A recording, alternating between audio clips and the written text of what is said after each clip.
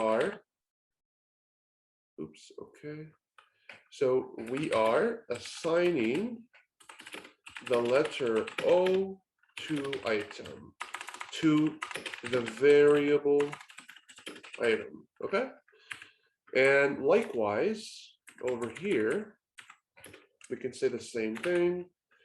We are assigning the text, or you can say string, to the variable string1, okay? So this is, I just want to explain technically what's going on over here, right?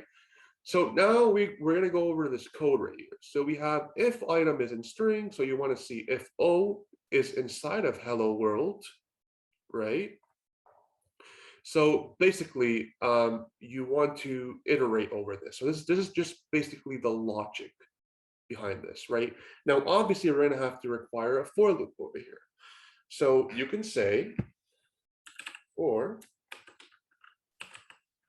oops, sorry, item in string1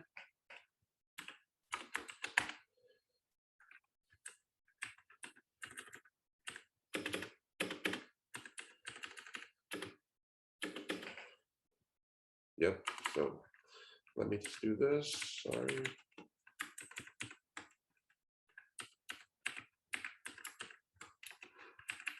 Okay.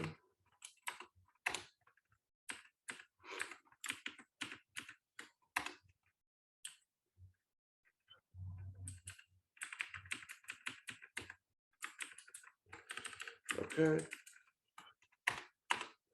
Okay, so it seems to be.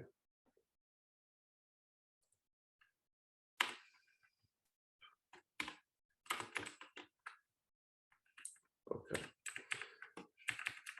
Print choose. Let me just see one thing going on over here.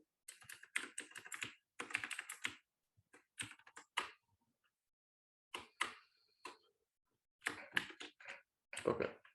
So we can do different things. Just because this one, you guys are not familiar with n, right? Are you guys familiar with n and n before I start off with this? With what? Are you guys familiar with this n?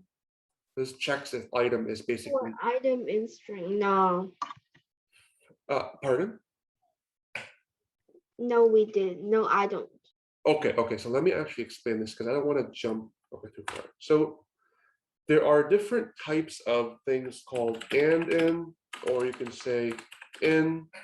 So this basically means, so if I say in, so for example, if you wanted to know if item was in string1, right?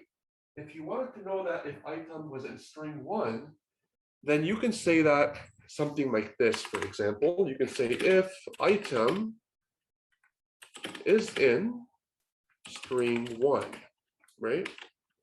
You can say, oops, sorry. So let me just see why it's not giving it. Okay. Okay. This is kind of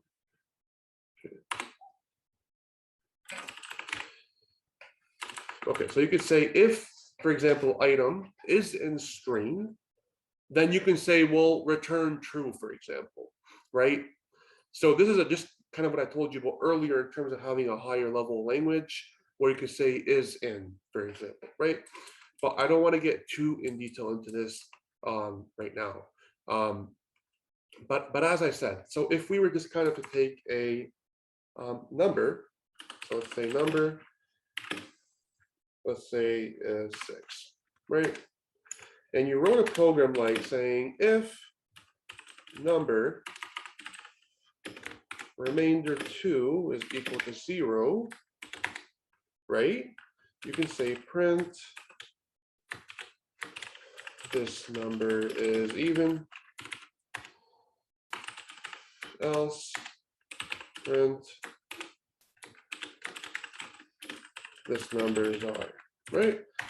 I'm just showing you guys the code that I went over earlier, and you can see over here that it says this number is even, right?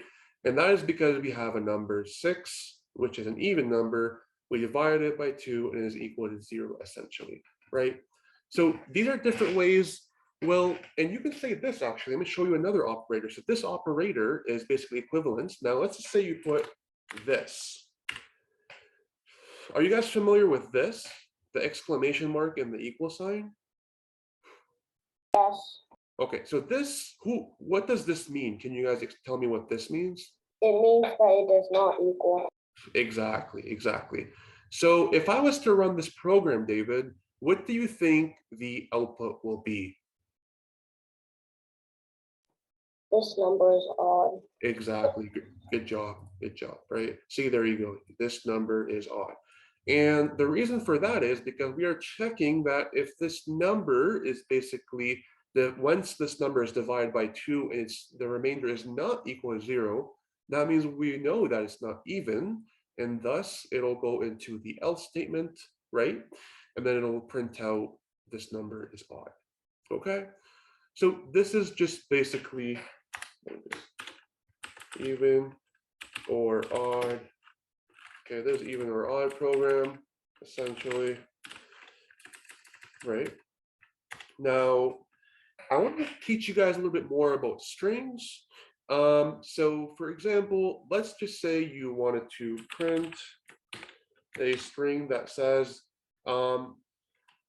David, let's say David understands Python very well, okay? You can say this, for example. Now, there are different things that you can do to texts, right?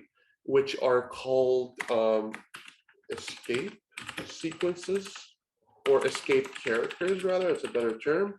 So escape characters are defined as, so let's just say you have /n, or you have /t, which means tab, /t is tab, /n is new line, for example. Now, let me just kind of give you a perspective on how these two work. So let's just say I put David understands Python very well, okay? And now I put /n. Now, the moment I put /n, I'm automatically going to a new line, right? So instead of doing this, okay, let's just say I did this, and then I put another print, and then I say Odin and Ethan are very good as well, right? So if I was to print out these two print statements and I ran the program, you can see here that, let me just clear this first so it's clear to you guys. So you can see here that I'm printing out 2 lines, right? You guys see this, correct? Okay, but instead of writing 2 lines, right, and just having to write a different print statement, what I can do is I can just do this. So I can delete this, right?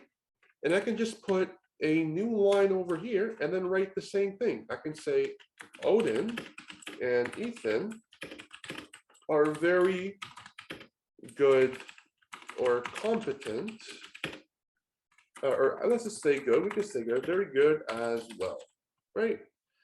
So very good as well. Now look what's going to happen over here. See? It gave you the same result with only using one statement, one print statement. See? So you only used one print statement, but you had the same result. Now, why is that? It's because as soon as you added the escape character right here, which is the /n, what you achieved is what happens is when you put the /n, you go automatically to a new line. See? So first of all, we have David understands Python very well, right? Which is right here. You guys see that? And then I put the /n. So now we are on a new line right here, right? And then I wrote Auden and Ethan are very good as well on the other line. You guys understand that? I would like for you guys to tell me if you guys have understood this. Yes. Awesome. How about you, David and Ethan? Yeah. Awesome. Okay. Well, now let me kind of give you a different example on the /t, which this means tab, and this means new line. Okay, so let me kind of give you a different perspective. So let's just say we have print. Let's just say you had even numbers are, let's say 2 and then /t, 4/t, 6/t, 8. Okay, so you're gonna see something over here. Now what happens over here? Okay, so let me take a new answer.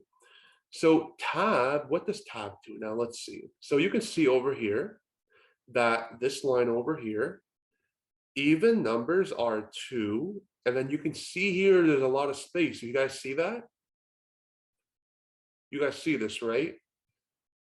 So there's a lot of space between 2 and 4. There are also spaces between 4 and 6, and there are spaces between 6 and 8. Now, this is what the /t does. It essentially skips a few lines, right? That's the reason for tab, right? So if you actually just press tab on your keyboard, it'll essentially give you some sort of perspective on this as well. But instead of doing tab, or let's just say doing this, right? You can just put the escape character, which is /t, and it'll give you this separation. You guys understand that? Okay, awesome, good. So this is basically, we just went over this over an hour, and that's very good. I see that you guys are very understanding. I just went over this class, giving you guys the easy basics, just because I wasn't really sure where you guys are at, but it seems like you guys already know the basics, which is very good. That's awesome. I wish I knew a lot of the stuff you guys knew at that age. That would have been great. So that's very good. You guys are doing great and very good right now. That's very good. And so, what I'm going to do next time is kind of touch upon these things a little bit, like 5-10 minutes. And then afterwards, what we can do is start getting into more of the cooler stuff, more of like the stuff that programmers do, right? Going into for loops a little bit more deeper, teaching you guys about different types of data structures. So data structures is basically how you can store data. What are the different ways we can store data? We can store data using arrays. We can store data using linked lists, trees. Now, these are data structures that you guys haven't heard of yet, but we will eventually get closer to these topics with time. But for now, we went over some of the basics, and this was basically the class for today. So I hope you guys enjoyed this class.